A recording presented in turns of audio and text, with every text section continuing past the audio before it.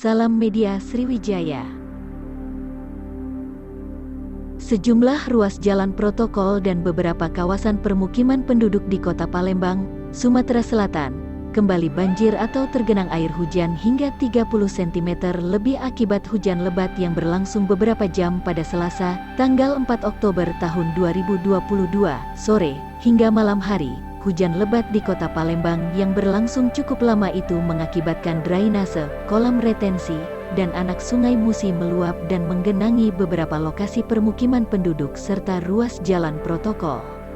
Adapun kawasan jalan protokol yang tergenang diantaranya Jalan Kapten Arifai samping kantor Gubernur Sumsel, Jalan Jenderal Sudirman, Jalan Angkatan 45, Simpang 5 DPRD Sumsel, Jalan Demang Lebar Daun.